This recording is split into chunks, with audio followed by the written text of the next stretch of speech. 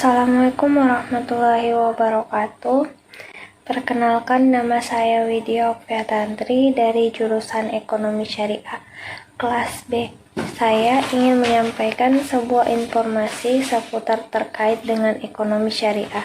Perlu kita tahu bahwa secara umum, ekonomi syariah adalah sistem ekonomi yang menerapkan ajaran Al-Quran dan hadis, ajaran yang berdasarkan syariat Islam dalam kegiatannya.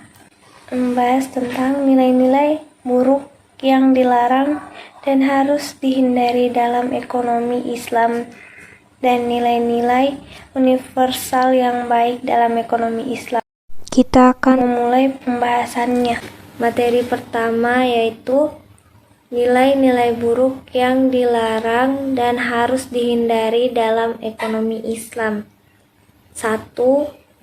Riba. Secara etimologis atau istilah, riba berasal dari bahasa Arab yang memiliki makna siyadah atau tambahan. Dengan kata lain, arti riba adalah pengambilan tambahan dari harta pokok atau modal secara batil, baik dalam transaksi jual beli maupun pinjam meminjam. Dalam ekonomi Islam, riba adalah pemberlakuan bunga atau penambahan jumlah pinjaman saat pengambilan berdasarkan persentase tertentu dari jumlah pinjaman pokok yang dibebankan kepada peminjam. Dalam agama Islam, riba adalah praktik yang diharamkan bagi umat Islam. Pemberlakuan bunga dengan persentase tertentu pada pinjaman bank konvensional atau lembaga keuangan lainnya dianggap sebagai praktik riba. Jenis-jenis riba. Secara umum, riba dapat dibedakan menjadi dua, yaitu sebagai berikut. Riba hutang piutang. Pengertian riba hutang piutang adalah tindakan mengambil manfaat tambahan dari suatu hutang. Riba hutang piutang dapat dibedakan menjadi dua, yaitu riba qardah, yaitu mengambil manfaat atau tingkat kelebihan tertentu yang diisyaratkan kepada penerima hutang atau muqtarid. Yang kedua, riba jahiliyah, yaitu penambahan hutang lebih dari nilai pokok karena penerima hutang tidak mampu membayar hutangnya tepat waktu. 2. Riba jual beli. Riba jual beli seringkali terjadi ketika konsumen membeli suatu barang dengan cara mencicil. Penjual menetapkan penambahan nilai barang karena konsumen membelinya dengan mencicil. Riba jual beli dapat dibedakan menjadi dua, yaitu riba fadl, yaitu praktik pertukaran antara barang sejenis dengan kadar atau takaran yang berbeda, sedangkan barang yang dipertukarkan tersebut masih termaksud dalam jenis barang ribawi. 2. Riba nasiyah, yaitu penangguhan penyerahan atau penerimaan jenis barang ribawi yang dipertukarkan dengan jenis barang ribawi lainnya. Riba nasiyah terjadi karena adanya perbedaan perubahan atau penambahan antara barang yang diserahkan saat ini dengan yang diserahkan kemudian. Landasan hukum riba seperti yang telah disebutkan pada paragraf awal, praktik riba diharamkan dalam Islam. Hal tersebut dijelaskan dalam Al-Quran berikut ini. Quran Surat Al-Baqarah ayat 276. Yamhaqullahu rabbau wa yurbis shadaqati wallahu la yuhibbu kulla kuffarin azim. Artinya, Allah memusnahkan riba dan menyuburkan sedekah, dan Allah Subhanahu wa Ta'ala tidak menyukai setiap orang yang tetap dalam kekafiran dan selalu berbuat dosa. Quran Surah Al-Baqarah ayat 276. Contoh riba dalam masyarakat. 1. Bunga bank konvensional. Bunga yang diterapkan oleh bank konvensional ternyata termaksud dalam praktik riba. Ketika kita meminjam dana dari bank, maka kita akan dikenakan bunga setiap kali membayar angsuran pinjaman tersebut. 2. Pinjaman dengan syarat. Ketika kita ingin meminjam uang dari pihak lain, seringkali pinjaman tersebut disertai dengan syarat, misalnya bunga atau hal lainnya sebagai syarat agar pemilik uang mau meminjamkannya pada orang lain. Pengertian haram. Dalam bahasa Arab adalah sebuah status hukum terhadap suatu aktivitas atau keadaan suatu benda atau salah satunya makanan. Aktivitas yang berstatus hukum haram atau makanan yang dianggap haram adalah dilarang secara keras. Orang yang melakukan tindakan haram atau memakan makanan haram akan mendapat konsekuensi berupa dosa. Pengertian gharar. Gharar secara bahasa berarti pertaruhan atau al-muqtarah dan ketidakjelasan al-jahalah. Istilah gharar banyak ditemukan dalam ekonomi Islam karena kegiatannya termaksud proses jual beli. Rasulullah melarang jual beli al-hasah dan beli gharar. Hadis riwayat Muslim. Gharar adalah transaksi bisnis yang mengandung ketidakjelasan bagi para pihak, baik dari segi kuantitas, fisik, kualitas, waktu penyerahan, bahkan objek transaksinya pun bisa jadi masih bersifat spekulatif. Ketidakpastian ini melanggar prinsip syariah yang idealnya harus transparan dan memberi keuntungan bagi kedua belah pihak. Dengan demikian, Islam memandang bahwa gharar adalah hal yang merugikan para pihak, terutama pembeli.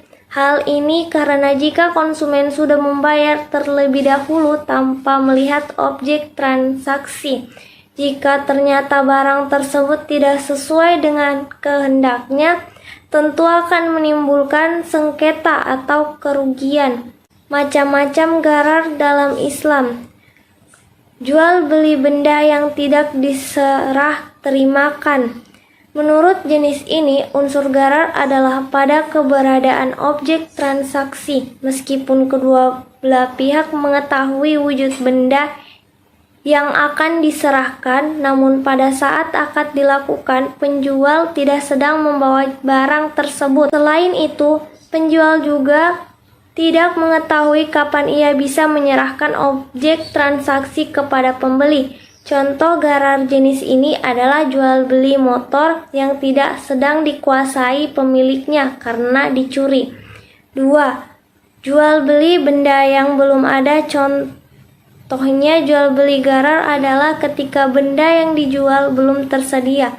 Misalnya membeli anak sapi dari perut tanpa menginginkan induknya juga. 3. Jual beli benda yang tidak jelas harganya. Pada jenis ini, unsur gharar adalah pada nominal harga objek transaksi. Misalnya, hari ini sepasang sepatu merek X dijual seharga Rp1.500.000 apabila dibayar lunas. Namun, jika Anda membeli besok, harganya naik menjadi Rp1.700.000 per pasang. 4. Jual beli benda yang bersifat tidak jelas. Jenis lain gharar adalah transaksi tanpa kejelasan sifat objek. Contoh yang dapat Anda jumpai adalah menjual mangga yang masih berada di pohon dengan klaim bahwa rasa buahnya manis, padahal penjual belum memetik dan mencicipinya. Pengertian maisir. Dalam Islam, maisir berarti suatu perjudian.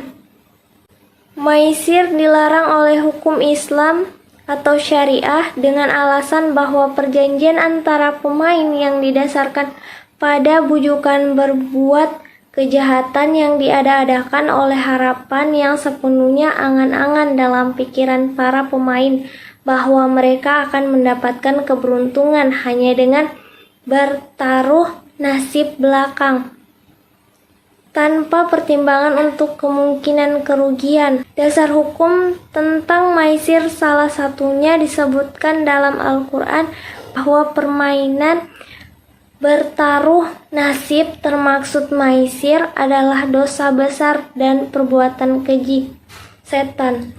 Hal ini juga disebutkan dalam hadis. Mereka menanyakan kepadamu Muhammad tentang khamar dan judi.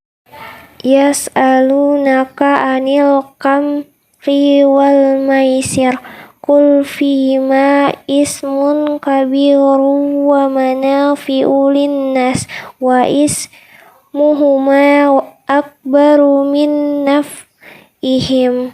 Katakanlah kepada keduanya, terdapat dosa besar dan beberapa manfaat bagi manusia, tetapi dosanya lebih besar daripada manfaatnya. Quran Surah Al-Baqarah ayat 219. Pengertian zalim.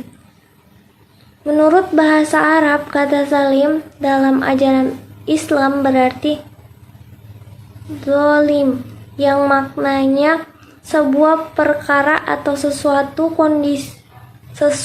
yang kondisinya bukan selayaknya.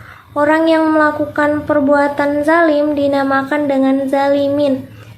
Kemudian perbuatan zalim memiliki lawan kata berupa adil. Berdasarkan agama Islam, definisi zalim ialah sebuah perkara yang ditempatkan pada tempat yang bukan semestinya. Jenis-jenis zalim. Kezaliman itu sendiri dapat terjadi melalui 3 jalan, antara lain: 1. Kezaliman seseorang kepada Tuhannya, kezaliman seseorang kepada manusia, dan kezaliman seseorang kepada dirinya sendiri. Untuk kezaliman pada Tuhan yang telah menciptakan dapat terjadi dengan cara menyekutukan atau berbuat syirik kepadanya. Karena itu Allah Subhanahu wa Ta'ala menyebutkan bahwa kesyirikan adalah sebuah kezaliman yang amat besar. Innamasyarqa zulmun azim. Sesungguhnya syirik adalah sebuah kezaliman yang amat besar. Quran Surat Luqman ayat 13. 2. Kezaliman kepada sesama manusia. Permisalahannya lebih banyak lagi untuk disebut sebagai permisalahan adalah perampasan terhadap hak orang-orang miskin, perilaku korupsi, serta penundaan atau bahkan tidak membayarkan upah seorang pekerja. Kezaliman terhadap diri sendiri. Untuk hal ini dapat terjadi di saat manusia keluar dari ketaatannya terhadap ketetapan Allah Subhanahu wa Ta'ala sehingga menjadikannya berhak untuk dihukum oleh Allah Subhanahu wa Ta'ala. Pengertian tadlis. Tadlis adalah salah satu bentuk penipuan dalam berdagang, merupakan bentuk ketidakjujuran seorang pedagang dalam menjalankan usahanya. Tadlis ini bisa menjadi dalam 4 hal, yakni kuantitas atau jumlah, kualitas atau mutu, harga, dan waktu penyerahan. Tadlis berdasarkan jenisnya. 1. Tadlis dalam kuantitas adalah seperti pedagang yang mengurangi takaran atau timbangan barang yang dijualnya. Seperti beras yang ditimbang semestinya 1 kg ternyata tidak sampai 1 kg. 2. Tadlis dalam kualitas adalah seperti penjual yang menyembunyikan cacat barang yang ditawarkannya. Misalnya pedagang buah yang menyembunyikan sebagian buahnya yang kurang bagus dan dicampur dengan yang bagus supaya cepat terjual. 3. Tadlis dalam harga. Contohnya, adalah memanfaatkan ketidaktahuan pembeli akan harga pasar dengan menaikkan harga produk di atas harga pasar, misalnya taksi yang menawarkan jasa kepada turis asing dengan menaikkan harga di atas harga normal. Tadlis yang terakhir ialah tadlis waktu penyerahan. Misalnya, seorang pemimpin proyek yang berjanji akan menyelesaikan dan menyerahkan proyeknya setelah 6 bulan mengerjakannya, padahal dia mengetahui bahwa proyek ini tidak akan selesai selama 6 bulan dan tidak akan bisa diserahkan kepada pemiliknya. Pengertian syubhat. Syubhat atau subhat merupakan istilah di dalam Islam yang menyatakan tentang keadaan yang samar tentang kehalalan atau keharaman dari sesuatu. Syubhat juga dapat merujuk kepada sebuah keadaan keracunan berpikir dalam memahami suatu hal yang mengakibatkan sesuatu yang salah terlihat benar atau sebaliknya. Pengertian khianat. Khianat adalah lawan dari amanah. Khianat bisa diartikan sebagai suatu perbuatan yang tidak melaksanakan atau menjaga apa yang diamanahkan dan menjadi kewajibannya kepada Allah dan Rasul-Nya. Begitu juga orang lain atasannya. Khianat adalah salah satu sifat dari orang munafik sebagaimana dijelaskan Nabi dalam sabdanya.